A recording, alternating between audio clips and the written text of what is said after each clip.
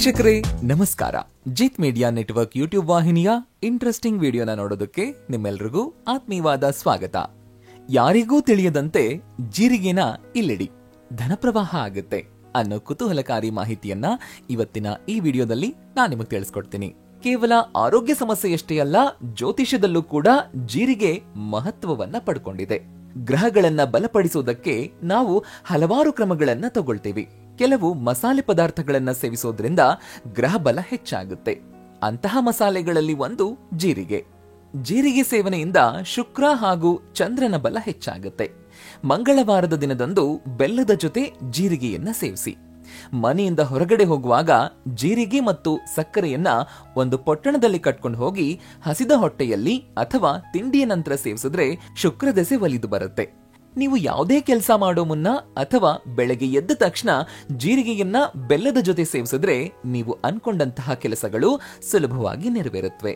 ರಾಹುಕೇತುವನ್ನ ಜೀರಿಗೆ ಪ್ರತಿನಿಧಿಸುತ್ತೆ. ಜೀರಿಗೆಯನ್ನ ಸೇವಿಸೋದ್ರಿಂದ ಹಲವು ಆರೋಗ್ಯ ಸಮಸ್ಯೆಗಳು ದೂರ ಆಗುತ್ತವೆ. ರಾಹುಕೇತುವಿನ ಉತ್ತಮ ಪ್ರಯೋಜನಗಳನ್ನ ನಿಮ್ಮದಾಗಿಸಿಕೊಳ್ಳೋದಕ್ಕೆ ಮಂಗಳವಾರದಂದು ಮೊಸರಿನಲ್ಲಿ ಜೀರಿಗೆಯನ್ನ ಬೆರೆಸಿಕೊಂಡು ಸೇವಿಸಬೇಕು. ಇದರಿಂದ ನಿಮ್ಮ ಜೀವನದಲ್ಲಿ ಸಂಪತ್ತು ಹಾಗೂ ಶಾಂತಿಯನ್ನ ಗಳಿಸ್ತೀರಿ. ಜೊತೆಗೆ ಅದೃಷ್ಟವೂ ಕೂಡ ನಿಮ್ಮನ್ನ ಹುಡುಕೊಂಡು ಬರುತ್ತೆ. ಶನಿವಾರದಂದು ಜೀರಿಗೆಯನ್ನ ದಾನ ಮಾಡೋದ್ರಿಂದ ಕೂಡ ರಾಹುಕೇತುಗಳ ಪ್ರಭಾವ ಕಡಿಮೆಯಾಗುತ್ತೆ. ಜೊತೆಗೆ ಜೀವನದ ಏರಿಳಿತಗಳಿಂದ ಕೂಡ ನೀವು ಮುಕ್ತರಾಗೋದಕ್ಕೆ ಸಾಧ್ಯವಾಗುತ್ತೆ. ಜೀರಿಗೆಯಿಂದ ಕೆಲವು ತಂತ್ರಗಳನ್ನ ಮಾಡೋದ್ರಿಂದ ಮನೆಯಲ್ಲಿ ಸಂತೋಷ, ಶಾಂತಿ ಮತ್ತು ಸಮೃದ್ಧಿಯನ್ನ ತರೋದಲ್ಲದೆ ಉದ್ಯೋಗದಲ್ಲಿ, ವ್ಯವಹಾರದಲ್ಲಿ ಪ್ರಗತಿಯನ್ನ ಸಾಧಿಸೋಕ್ಕೂ ಕೂಡ ಸಹಕಾರಿ ಅಂತ ನಂಬಲಾಗುತ್ತೆ.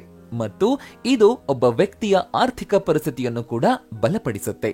ನಕಾರಾತ್ಮಕ ಶಕ್ತಿ ದೂರವಾಗುತ್ತೆ ಮತ್ತು ಬಡತನ ದೂರವಾಗುತ್ತೆ ಅಂತ ತಂತ್ರಶಾಸ್ತ್ರ ಹೇಳುತ್ತೆ. ಶುಕ್ರವಾರದ ದಿನ ಲಕ್ಷ್ಮೀ ದೇವಿಯ ವಿಗ್ರಹದ ಮುಂದೆ ಕೆಲವು ಬೆಳ್ಳಿಯ ನಾಣ್ಯಗಳನ್ನ ಕೆಂಪು ಬಟ್ಟೆಯಲ್ಲಿ ಬೆರಳಿಕೆಯಷ್ಟು ಜೀರಿಗೆ ಬೀಜಗಳೊಂದಿಗೆ ಹಾಕಬೇಕು. ನಂತರ ಆರತಿಯನ್ನ ಮಾಡಿ ಧೂಪ ಹಾಕಿ ತಾಯಿ ಲಕ್ಷ್ಮಿಯನ್ನ ಪೂಜಿಸಬೇಕು. ಪೂಜೆ ನಂತರ ನಾಣ್ಯ ಮತ್ತು ಜೀರಿಗೆ ಇರೋ ಕೆಂಪು ಬಟ್ಟೆಯನ್ನ ಸುತ್ತಿ ಅದನ್ನ ನಿಮ್ಮ ತಿಜೋರಿ ಅಥವಾ ಹಣವನ್ನಿಡೋ ಸ್ಥಳದಲ್ಲಿ ಇಡಬೇಕು. ಹೀಗೆ ಮಾಡೋದ್ರಿಂದ ಲಕ್ಷ್ಮೀ ದೇವಿಯ ಆಶೀರ್ವಾದ ನಿಮ್ಮ ಮೇಲೆ ಇರುತ್ತೆ ಮತ್ತು ಮನೆಯ ಸದಸ್ಯರು ಪ್ರಗತಿ ಹೊಂದ್ತಾರೆ ಅನ್ನೋ ನಂಬಿಕೆ ಇದೆ. ನಿಮ್ಮ ಸುತ್ತಲೂ ದುಷ್ಟಶಕ್ತಿ ಅಥವಾ ನಕಾರಾತ್ಮಕ ಶಕ್ತಿಯ ಉಪಸ್ಥಿತಿ ಇದೆ ಅಂತ ನಿಮಗನಿಸ್ತಾ ಇದ್ರೆ, ಅಥವಾ ನಿಮಗ್ ಮಾತ್ರ ಸುತ್ತಲೂ ನಕಾರಾತ್ಮಕ ಶಕ್ತಿ ಇರೋ ಅನುಭವ ಆಗ್ತಾ ಇದ್ರೆ, ಆಗ ನೀವು ಕೆಲವು ಜೀರಿಗೆಯನ್ನ ತಗೊಂಡು ಮುಷ್ಟಿಯಲ್ಲಿ ಹಿಡ್ಕೊಂಡು ದೃಷ್ಟಿ ತೆಗಿಬೇಕು. ನಂತರ ಅದನ್ನ ಬೆಂಕಿಗೆ ಹಾಕ್ಬೇಕು. ಹೀಗೆ ಮಾಡುವಾಗ ಯಾರಾದ್ರೂ ನೋಡ್ತಾ ಇದ್ದಾರಾ ಅಥವಾ ಇಲ್ವಾ ಅನ್ನೋದನ್ನ ಖಚಿತಪಡಿಸ್ಕೊಳ್ಳಿ. ಯಾರೂ ಇಲ್ಲದ ಸ್ಥಳದಲ್ಲಿ ಅಥವಾ ಒಂಟಿಯಾಗಿದ್ದಾಗ ನೀವು ಇದನ್ನ ಮಾಡೋದ್ರಿಂದ ನಿಮ್ಮ ಮೇಲೆ ನಕಾರಾತ್ಮಕ ಶಕ್ತಿಗಳ ಪ್ರಭಾವ ಕೊನೆಗೊಂಡು ಧನಾತ್ಮಕ ಶಕ್ತಿಯ ಹರಿವು ಹೆಚ್ಚಾಗುತ್ತೆ. ವಾಸ್ತುಶಾಸ್ತ್ರದ ಪ್ರಕಾರ ಮನೆಯಲ್ಲಿರುವಂತಹ ಋಣಾತ್ಮಕ ಶಕ್ತಿಯನ್ನ ಹೋಗ್ಲಾಡ್ಸೋದಕ್ಕೆ ಪ್ರತಿದಿನ ಸ್ವಲ್ಪ ಜೀರಿಗೆಯನ್ನ ತಗೊಂಡು ಬೆಂಕಿಯಲ್ಲಿ ಹಾಕಬೇಕು. ಹೀಗೆ ಮಾಡೋದ್ರಿಂದ ಮನೆಯಲ್ಲಿನ ಋಣಾತ್ಮಕ ಶಕ್ತಿ ದೂರವಾಗಿ ಧನಾತ್ಮಕ ಶಕ್ತಿ ಹರಡುತ್ತೆ ಅಂತ ನಂಬಲಾಗಿದೆ. ಶುಕ್ರವಾರ ಬೆಳಗ್ಗೆ ಸ್ನಾನ ಮಾಡಿ ನಿಮ್ಮ ಮನೆಯ ಪೂಜಾ ಸ್ಥಳದಲ್ಲಿ ದೀಪ ಹಚ್ಚಿದ ನಂತರ ಮನೆಯಲ್ಲಿ ಸಾಂಬ್ರಾಣಿ ಹಾಕುವಾಗ ಸೋಂಪು, ಅರಿಶಿಣ, ಕಲ್ಲುಪ್ಪು ಹಾಗೂ ಜೀರಿಗೆಯನ್ನ ಹಾಕಬೇಕು. ಅದೇ ರೀತಿ ಆ ದಿನ ಸಂಜೆ ದೀಪ ಹಚ್ಚುವಾಗ್ಲೂ ಕೂಡ ಈ ಧೂಪವನ್ನ ಹಾಕಬೇಕು. ಹೀಗೆ ಪ್ರತಿ ಶುಕ್ರವಾರ ಮಾಡಿದ್ರೆ ನಿಮ್ಮ ಮನೆಯಲ್ಲಿರೋ ದೊಡ್ಡ ಮಟ್ಟದ ವಾಸ್ತು ತೊಂದರೆಗಳು, ಮಾನಸಿಕ ತೊಂದರೆಗಳು, ನಷ್ಟಗಳು, ರೋಗಗಳು ನಿವಾರಣೆಯಾಗುತ್ತವೆ. ಈ ಧೂಪವನ್ನ ಉರಿಸೋದ್ರಿಂದ ವಾಸ್ತು ದೋಷ ನಿವಾರಣೆಯಾಗುತ್ತೆ ಮತ್ತು ಲಕ್ಷ್ಮೀ ದೇವಿಯ ಕಟಾಕ್ಷ ನಿಮ್ಮ ಮೇಲಿರುತ್ತೆ. ಶತ್ರುನಾಶ ಆಗ್ಬೇಕು ಅಂದ್ರೆ ನಾವು ಹೇಳೋ ಈ ಸುಲಭ ಪರಿಹಾರಗಳನ್ನ ಮಾಡ್ಕೊಂಡ್ರೆ ಸಾಕು. ಶತ್ರು ನಿಮ್ಮ ಜೀವನದಿಂದ ದೂರ ಹೋಗೋದು ಖಂಡಿತ. ಮೊದಲಿಗೆ ಬಿಳಿ ಹಾಳೆ ಹಾಗೂ 4 ಕಾಳು ಜೀರಿಗೆಯನ್ನ ತಗೊಳ್ಬೇಕು. ಬಿಳಿ ಹಾಳೆ ಹಾಗೇನೆ ಜೀರಿಗೆ ಕಾಳುಗಳನ್ನ ತಗೊಂಡ ಮೇಲೆ ಬಿಳಿ ಹಾಳೆ ಮೇಲೆ ಶತ್ರುವಿನ ಹೆಸರನ್ನ ಬರಿಬೇಕು. ಶತ್ರುವಿನ ಹೆಸರನ್ನ ಬರೆದ ನಂತರ ಬಿಳಿ ಹಾಳೆ ಮೇಲೆ ಅರಿಶಿನ ಮತ್ತು ಕುಂಕುಮವನ್ನ ಹಾಕ್ಬೇಕು. ಇದಾದ ನಂತರ ಜೀರಿಗೆ ಕಾಳನ್ನ ಅದ್ರ ಮೇಲೆ ಹಾಕ್ಬೇಕು. ಆಮೇಲೆ ಅದನ್ನ ಸುಟ್ಟು ಬಿಡಬೇಕು. ಬಿಳಿ ಹಾಳೆಯನ್ನ ಸುಟ್ಟ ನಂತರ ಅದರಿಂದ ಸಿಗುವಂತಹ ಬೂದಿಯನ್ನ 3 ದಿಕ್ಕು ಸೇರುವಂತಹ ದಾರಿಯಲ್ಲಿ ಅಥವಾ ಅರಳಿ ಮರದ ಬುಡದಲ್ಲಿಟ್ಟು ಬಂದ್ರೆ ಶತ್ರು ಸಂಪೂರ್ಣವಾಗಿ ನಿಮ್ಮ ಜೀವನದಿಂದ ದೂರ ಹೋಗ್ತಾನೆ ಮತ್ತು ಎಂದಿಗೂ ಕೂಡ ನಿಮ್ ತಂಟೆಗೆ ಬರೋದಿಲ್ಲ.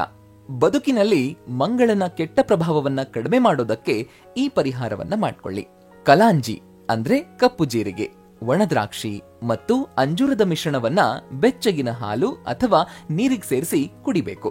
ಇದನ್ನ ಸತತ 7 ದಿನಗಳವರೆಗೆ ಮಾಡಿದ್ರೆ ಉತ್ತಮ ಫಲಿತಾಂಶ ಸಿಗುತ್ತೆ. ನಿಮ್ಮ ಕಣ್ಣು ಮತ್ತು ಹಣೆ ಮೇಲೆ ಕಪ್ಪು ಜೀರಿಗೆಯ ಎಣ್ಣೆಯನ್ನ ಹಚ್ಚೋದು ಕೂಡ ಉತ್ತಮ ಫಲ ನೀಡುತ್ತೆ. ಒಂದ್ ವೇಳೆ ನೀವು ಯಾವುದೇ ಕೆಲಸ ಮಾಡುವಾಗ ನಿಮ್ಗಾಗದೇ ಇರೋರು ತೊಂದರೆ ಕೊಡ್ತಾರೆ, ಅಡ್ಗಾಲ್ ಹಾಕೋದು ಹಾಗೂ ಎಷ್ಟೇ ಒಳ್ಳೆ ರೀತಿಯಲ್ಲಿ ಮಾತನಾಡಿದ್ರು ಕೂಡ ಕೆಟ್ಟದಾಗಿ ಅರ್ಥ ಮಾಡ್ಕೊಳ್ಳೋದು ಹಾಗೂ ಕೆಟ್ಟ ದೃಷ್ಟಿಯಿಂದ ನೋಡೋದು, ಜೊತೆಗೆ ನೇರವಾಗಿ ನಿಮ್ಮ ಮುಂದೆ ಬರ್ದೇನೆ ಬೇರೆಯವರ ಸಹಾಯದಿಂದ ಬೆನ್ ಹಿಂದೆ ಚೂರಿ ಹಾಕೋ ಕೆಲಸವನ್ನ ಮಾಡ್ತಾರೆ. ಇದಕ್ಕೆಲ್ಲ ಸೂಕ್ತ ಪರಿಹಾರ ಅಂದ್ರೆ ಕೇವಲ ಜೀರಿಗೆ. ಹೌದು, ಜೀರಿಗೆಯಿಂದ ಈ ಸಮಸ್ಯೆಯನ್ನ ಹೇಗ್ ದೂರ ಮಾಡ್ಕೊಳ್ಬಹುದು ಅನ್ನೋದನ್ನ ನೋಡೋಣ. ಮೊದಲಿಗೆ ಒಂದು ಪೇಪರ್ನಲ್ಲಿ 1 ಚಮಚ ಜೀರಿಗೆಯನ್ನ ಹಾಕಿ ದಕ್ಷಿಣ ದಿಕ್ಕಲ್ಲಿ ನಿಂತು ಪೇಪರ್ ಅನ್ನ ಸುಡಬೇಕು. ಈ ಚಿಕ್ಕ ಕೆಲಸವನ್ನ ಮಂಗಳವಾರ, ಶುಕ್ರವಾರ ಹಾಗೂ ಶನಿವಾರ ರಾತ್ರಿಯ ಸಮಯದಲ್ಲಿ ಮಾಡಬೇಕು. ಈ ಪರಿಹಾರವನ್ನ ಹೆಂಗಸರು ಮುಟ್ಟಾದ ಸಂದರ್ಭದಲ್ಲಿ ಮಾಡಬಾರದು ಹಾಗೂ ಯಾವುದೇ ಕಾರಣಕ್ಕೂ ಬಿಳಿ ಪೇಪರ್ ಅನ್ನ ಬಿಟ್ಟು ಬೇರೆ ಯಾವುದೇ ಬಣ್ಣದ ಪೇಪರ್ ಅನ್ನ ತಗೋಬಾರದು. ರಾತ್ರಿ ಮಲಗೋ ಮುನ್ನ ಬಿಳಿ ಪೇಪರ್ನಲ್ಲಿ 1 ಚಮಚ ಜೀರಿಗೆಯನ್ನ ಹಾಕಬೇಕು.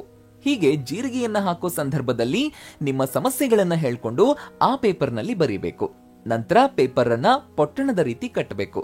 ಪೊಟ್ಟಣವನ್ನ ಕಟ್ಟಿದ ನಂತರ ಆ ಪೊಟ್ಟಣವನ್ನ ಎಡಗೈಯಲ್ಲಿಡ್ಕೊಂಡು ತಲೆ ಸುತ್ತ 7 ಬಾರಿ ನಿವಾಳಿಸಬೇಕು. ನಂತರ ನಿವಾಳಿಸಿದ ಪೊಟ್ಟಣವನ್ನ ರಾತ್ರಿ ಮಲಗೋ ಸಂದರ್ಭದಲ್ಲಿ ತಲೆ ದಿಂಬಿನ ಕೆಳಗಡೆ ಇಟ್ಕೊಂಡು ಮಲಗಬೇಕು.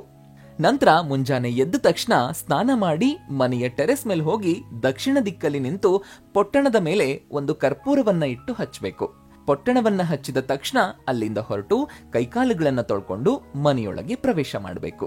ಈ ಕೆಲಸವನ್ನ ಮನೆಯಲ್ಲಿ ಕಾರಿಡಾರ್ ಇದ್ರೆ ಮಾತ್ರ ಮಾಡಬೇಕು ಹಾಗೂ ಈ ಪರಿಹಾರವನ್ನ 5 ವಾರಗಳ ಕಾಲ ಮಾಡಬೇಕು. ಒಂದು ಸಮಸ್ಯೆ ಮುಕ್ತಾಯವಾದ ನಂತರ ಬೇಕಾದ್ರೆ ಬೇರೆ ಕೋರಿಕೆಯೊಂದಿಗೆ ಮತ್ತೆ 5 ವಾರಗಳ ಕಾಲ ಈ ಕೆಲಸವನ್ನ ಮಾಡಬಹುದು. ಇನ್ನು ಕೆಲವರು ದೃಷ್ಟಿ ಕಣ್ಣು ತಾಕಿದಾಗ ಅದರಿಂದ ಕೂಡ ಕೆಡುಕಾಗುತ್ತೆ. ಅಂತಹ ನಕಾರಾತ್ಮಕ ಸಂದರ್ಭಗಳನ್ನ ತಪ್ಪಿಸೋದಕ್ಕೆ, ದುಷ್ಟಶಕ್ತಿಗಳನ್ನ ಹಿಮ್ಮೆಟ್ಟಿಸೋಕೆ ಕೆಲವು ತಂತ್ರಗಳನ್ನ ನಮ್ಮ ಹಿರಿಯರು ಪಾಲಿಸಿಕೊಂಡು ಬಂದಿದ್ದಾರೆ. ದುಷ್ಟಕಣ್ಣು ಮತ್ತು ಶಕ್ತಿಗಳ ನಿವಾರಣೆಗೆ ಜೀರಿಗೆ ಅತ್ಯುತ್ತಮ ಪರಿಹಾರ. ಆದ್ರಿಂದ ದೃಷ್ಟಿದೋಷದಿಂದ ನರಳುತ್ತಾ ಇರೋ ವ್ಯಕ್ತಿಗಳು ಸ್ವಲ್ಪ ಪ್ರಮಾಣದ ಜೀರಿಗೆ ನಿವಾಳಿಸಬೇಕು. ಜೀರಿಗೆ ಸೇವನೆ ಕೂಡ ಉತ್ತಮ ಫಲಿತಾಂಶವನ್ನ ನೀಡುತ್ತೆ. ಇದು ದುಷ್ಟರಿಂದ ರಕ್ಷಿಸುತ್ತೆ. ಜೀರಿಗೆನ ಉಪ್ಪಿನ ಜೊತೆಗೆ ಬೆರೆಸಿ ಮತ್ತು ಅದನ್ನ ನಿಮ್ಮ ಮನೆ ಅಥವಾ ಕಚೇರಿಯ ನೆಲದ ಮೇಲಿಡಿ.